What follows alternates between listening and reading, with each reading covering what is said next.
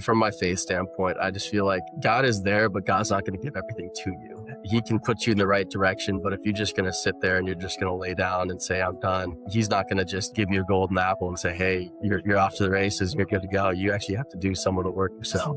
Really excited this week to welcome Tharald Kimball from Reliable Construction out of Texas to the show. He reached out to me a few months ago via LinkedIn, a young guy in a business development role for the first time. And I just loved the way he went about the process, the way he talked to me, his persistence in following up. And as we've gotten to know each other, we also started talking a lot about our faith. And so really excited, Tharald, to welcome you to this segment of the podcast, How Faith Fuels Your Business. Thanks so much for joining us. Yeah, thank you, Thad. I'm happy to be here. So UND football up in North Dakota, find yourself in Texas, find yourself with a relationship with God. I'm very interested to ask you this question of how you've managed to take this relationship that you have with your faith and integrate it into the work that you're doing at Reliable. Yeah. Well, my faith story is a little odd. It's not like most people's. So, I'll get into it. Back when I was a freshman in college, I wanted to join the football team. Was recruited out of high school, nothing like that, nothing crazy.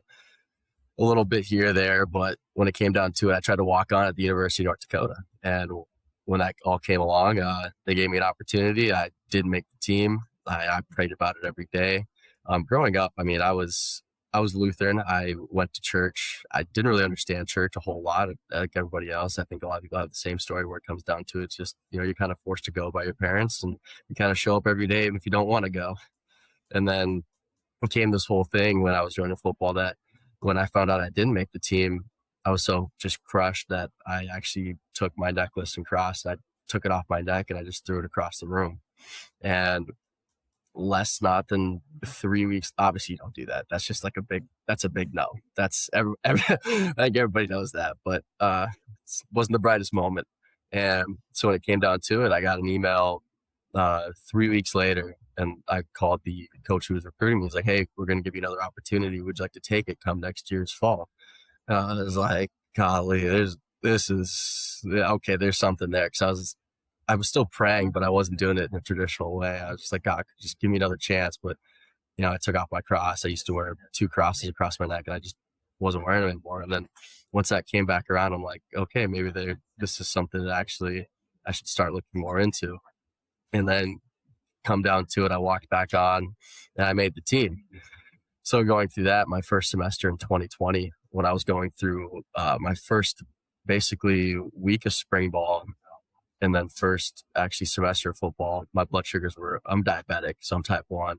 And my blood sugars were, just getting used to being back to being an athlete. And then after that, right before COVID hit, the day before, it was like March 17th, because that's when COVID shut down on the 18th and 19th. I got in a huge car crash. And I went through the whole town of Grand Forks, North Dakota for 30 minutes, blacking in and out because my blood sugars were so low. But I always found what the craziest part is every time I was about to hit a kid, about to hit something going 60 in a 25 on the back streets, which Grand Forks, North Dakota is all back streets. There's a couple main highways, and the Taco Bell I was going to was literally just a direct shot.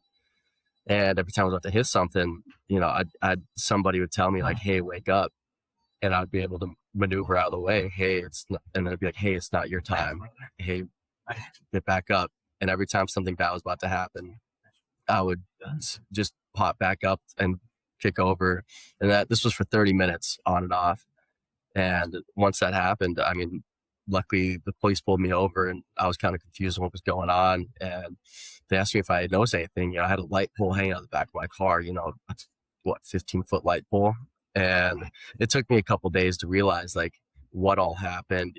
Had the 3 days later, I'm sitting in kind of bed after everything got fixed. I was like, oh, I actually do remember a lot of this. This is pretty insane.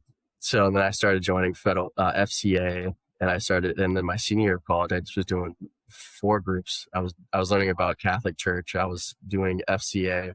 I was doing a college or Christian on the campus sort of church, and they had a small group and a church I was going to. So I was just learning all about this because that all led into something that I never thought would be so important in my life, which was my faith. And ever since then, I came down to Texas. I told my brother I was moving in with him. And then after that, I met a guy down here. His name's Marshall. He's a Bosch sales rep. And I was doing CrossFit with him at the gym, just joined. And he's like, hey, why don't you come to church with me? It's Keystone up in Keller. And ever since then, I've made a great relationship with him, his family, his kids. They call me Uncle Tommy. And he brought me to the church I go to now. And it's been a huge part of my life because, I've gone through trials here and there. And I always just take a deep breath. And every time it calms me down when I say, God's there and God's got me. I love this story, and on so many levels, the idea that God's in control and that his plan is okay is something that's given me so much faith and calmness in my life, quite frankly.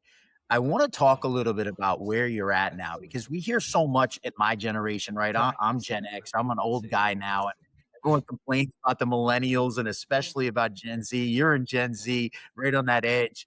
And it's like people are saying, well, they're giving up, they don't want to work, they're not ready to do stuff. And I look at you and your grind and your willingness to go out. I know your story of going to work for Reliable, where you had another job and you were coming and you were doing the work for them without even being hired yet, with no promise of having employment or getting paid. I want to ask you how your faith has played a role in your willingness to really go out and embrace doing the work.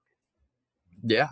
I mean, from my faith standpoint, I just feel like, God is there, but God's not going to give everything to you. So he can put you in the right direction. But if you're just going to sit there and you're just going to lay down and say, I'm done, it's not going to help, because he's not going to just give you a golden apple and say, hey, you're off to the races, you're good to go. You actually have to do some of the work yourself. That's kind of one of the biggest things that my father's actually instilled in me is, all these people around you is, going through the day by day, but you can control what your outcome and what you do in this universe. Tharald Kimball, so excited to watch what happens to you over the next couple of decades as we work together in the storage and small bay flex industry. Just really want to thank you for being willing to come in and share your story. Know that to this 52-year-old, your story is incredibly inspiring, and certainly feel like the other people that watch, if they're not inspired, I don't know what to tell them. So thank you so much for coming and sharing the journey.